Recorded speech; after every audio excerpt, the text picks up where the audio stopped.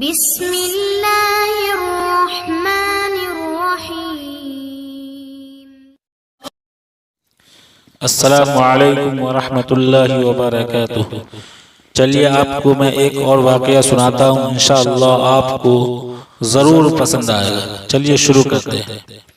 گدھ ایک مردار گوشت کھانے والا پرندہ ہے جس کی فطرت میں اللہ تعالی نے ایک غور و فکر کا پیغام دیا ہے۔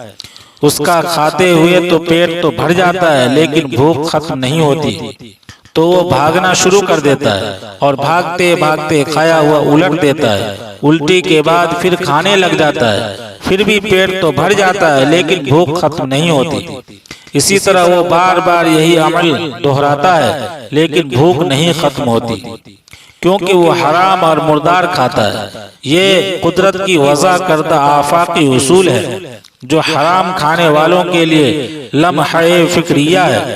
وہ کچھ لوگوں کو اختیار دے کر بھرپور موقع دیتی ہے کہ جتنا کھا سکتے ہو کھا لو، مگر سیری کی لذت سے ہمیشہ محروم رہو گے۔ مال حرام کھانا تمہارے لیے ایک مشقت کے سوا کچھ نہیں ہے۔ حرام کھانے سے پیٹ تو بھر جائے گا لیکن تمہاری بھوک کبھی ختم نہیں ہوگی۔ اللہ پاک ہم سب کو رزق حلال کھانے کی توفیق عطا فرمائے، آمین ثم آمین۔ چلیے آپ کو ایک اور واقعہ سناتا ہوں، بہت ہی عمدہ واقعہ ہے۔ چلیے شروع کرتے ہیں۔ واقعہ اس طرح سے ہے۔ ابو جان ایک قصہ سنایا کرتے تھے۔ کسی قبرستان میں ایک شخص نے رات کے وقت نعش کے ساتھ زنا کیا۔ بادشاہ وقت ایک نیک جنتی شخص تھا۔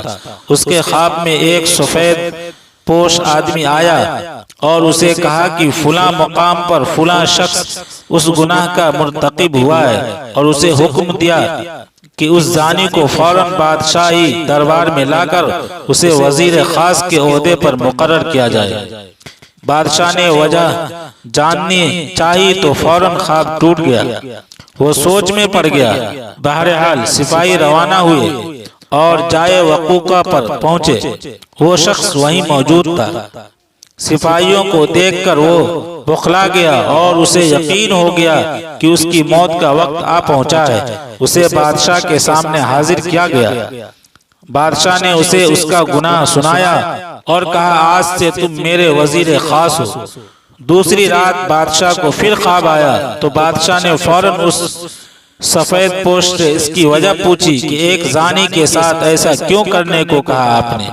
سفید پوش نے کہا اللہ کو اس کا گناہ سخت ناپسند آیا، چونکہ اس کی موت کا وقت نہیں آیا تھا، اسی لیے تم سے کہا گیا کہ اسے وزیر خاص بنا لو تاکہ وہ عیش میں پڑ جائے اور کبھی اپنے گناہ پر نادم ہو کر معافی نہ مانگ سکے، کیونکہ اس کی سزا آخرت میں طے کر دی گئی ہے۔